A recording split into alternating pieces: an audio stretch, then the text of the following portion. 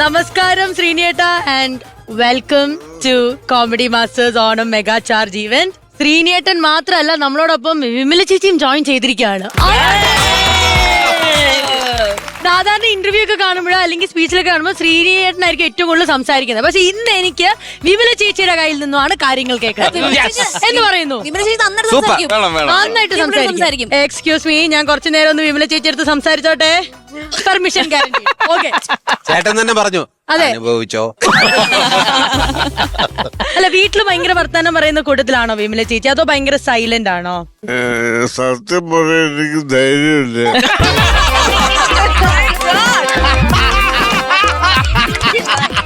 സത്യം പറയാനുള്ള ധൈര്യമില്ല. അതെ, കാരണം ഇത് ചോദിക്കാൻ കാരണം എന്താ അറിയോ, ഇവരുടെ കല്യാണത്തിന്റെ ഒരു കഥ ഞാൻ കേട്ടിട്ടുണ്ട്. കല്യാണം കഴിച്ച സമയത്ത്, അതായത് കല്യാണം കഴിക്കാൻ വേണ്ടി നമ്മുടെ സ്വന്തം മമ്മൂക്കയാണ് പൈസ നൽകിയെന്നുള്ള ഒരു കഥ കേട്ടിട്ടുണ്ട്. അതിലെന്തെങ്കിലും വാസ്തവം ഉണ്ടോന്നാണ് എനിക്ക് അറിയേണ്ടത്. ഉണ്ടോ? എന്നോട് അങ്ങനെയാ പറഞ്ഞത്. ആണ്, എന്താ പറഞ്ഞ കഥ എന്തായിരുന്നു? എന്നോട് ഇതിനേട്ടൻ പറഞ്ഞത്, ഒരു താലി വാങ്ങിക്കൊണ്ടുവന്നപ്പോ പൈസ എവിടുന്നാന്ന് ചോദിച്ചപ്പോ എന്നോട് പറഞ്ഞത്, മമ്മൂക്കന്റെ പടം അന്ന് കണ്ണൂർ ഷൂട്ട് ചെയ്യുന്നുണ്ടായിരുന്നു, അപ്പോ മമ്മൂട്ടി തന്നതാന്നാ എന്നോട് പറഞ്ഞത്. അത് ഉള്ളതാണോ? ഉള്ളതാണോ ശ്രീനേട്ടാ? അതെ.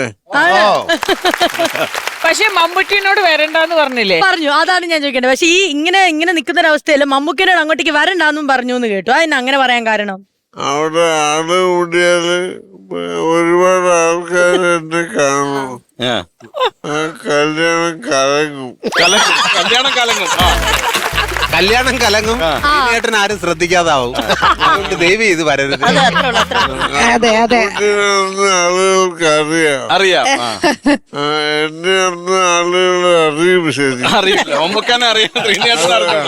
അതല്ല, കല്യാണത്തിലാണല്ലോ നമ്മളെല്ലാം റിയൽ ഹീറോസ്. അവിടെ വേറെ ഹീറോ വേണ്ട. അപ്പൊ ഞാൻ അദ്ദേഹത്തിനോട് പറഞ്ഞു, പിന്നെ ഞാൻ വരണ്ടേ?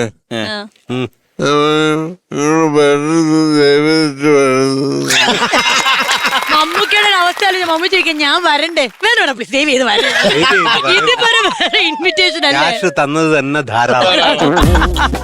അത് മാത്രമല്ല, മമ്മൂക്കയുടെ പല പടങ്ങൾക്കും സാറ് ഡബ് ചെയ്തിട്ടുണ്ട്.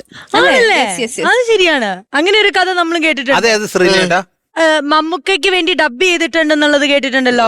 ഒരു മാടപ്രാവിന്റെ കഥ ആലപ്പുഴ അഷ്റഫിന്റെ സംവിധാനത്തിൽ ഇറങ്ങിയ പടമായിരുന്നത്. ആ പടത്തിൽ ഞാൻ ഡബ് ചെയ്ത്. അത് കഴിഞ്ഞിട്ട് മമ്മൂട്ടി മദ്രാസിലും, ഞാനത് മദ്രാസിലുണ്ട്. മദ്രാസിൽ വന്നപ്പോ എന്നോട് പറഞ്ഞു, നീ പടം ഡബ് ചെയ്തല്ലേ, അത് വലിയൊരു ചതിയായിരുന്നു, എനിക്ക് കുറെ കാശ് കിട്ടാനുണ്ട്, തരാതിരിക്കാൻ വേണ്ടി അതിനെ കൊണ്ട് അപേപിച്ച്. എന്തിനാ ഡബ് ചെയ്യാൻ പോയത്? എനിക്ക് കുറച്ച് കാശ് കിട്ടാനുള്ള ഒരു മാടപ്രാവിന്റെ കഥ അല്ലേ? ആലപ്പുഴ. പിന്നെ മഴ പെയ്യുന്നു മദ്ദളം കുട്ടുന്നു, അതില് ക്യാമിയോ ആണ് മമ്മൂക്ക, അതിനും സാറാണ് ശബ്ദം കൊടുത്തത്. ആണതെ അതെ. പിന്നെ വേറൊരാൾ കൊടുത്തിട്ടുണ്ട്, ത്യാഗരാജന്. ത്യാഗരാജന് കൊടുത്തിട്ടുണ്ട് ഒരു കഥ. ഒരു മുത്തച്ഛി കഥ. വില്ലൻ ത്യാഗരാജന് സൗണ്ട് കൊടുത്ത ചേട്ടനാണ്. പിന്നെ ടി എസ് മോഹൻ സംവിധായകനുണ്ട്. അദ്ദേഹത്തിന്റെ പടം വിധിച്ചതും കൊതിച്ചതും. ഞാൻ കൊതിച്ചത് എനിക്ക് കിട്ടിയില്ല. ചേട്ടൻ എന്തായിരുന്നു കൊതിച്ചത്? 5000 രൂപ. 5000 രൂപ അത് കിട്ടിയില്ല. എന്നിട്ട് എത്ര രൂപ കിട്ടിയെന്ന്? 500 രൂപ കിട്ടി. അതാണ് വിധിച്ചതും കൊതിച്ചതും. അദ്ദേഹം സംവിധാനം ചെയ്ത വേറൊരു പടമാണ് ബെൽറ്റ് മത്തായി. എന്റെ ഒരു സുഹൃത്ത് കോഴിക്കോട്ടുകാരന് ശിവേട്ടൻ എന്നൊരാളുണ്ട്. അദ്ദേഹം എന്നോട് പറഞ്ഞതാണ്, ടി എസ് മോഹനും അദ്ദേഹം സുഹൃത്തുക്കളും ഒരു ഹോട്ടലിൽ ഭക്ഷണം കഴിക്കാൻ വന്നപ്പോ ആ സുഹൃത്തുക്കളോട് ടി എസ് മോഹൻ സംസാരിക്കുന്നു. ഇത് കേട്ടതാണ്, ആശയോട്ടം കേട്ടതാണ്. ടി എസ് മോഹൻ സുഹൃത്തുക്കളോട് പറയാൻ, നിർത്തി മക്കളെ, ഞാൻ നിർത്തി, ഈ ആർട്ട് പടം എടുക്കുന്ന പരിപാടി ഞാൻ നിർത്തി, ബെൽറ്റ് മൊത്തമായി ആട്ടുപടം. അതെ. ഇനി സത്യം പറഞ്ഞെ ഞാൻ ഈ പറഞ്ഞ സംവിധായകൻ എന്റെ നാട്ടുകാരനാണ്. മിണ്ടാതിരുന്ന്. പറവൂർക്കാരൻ. ഇപ്പൊ ആട്ടുപടം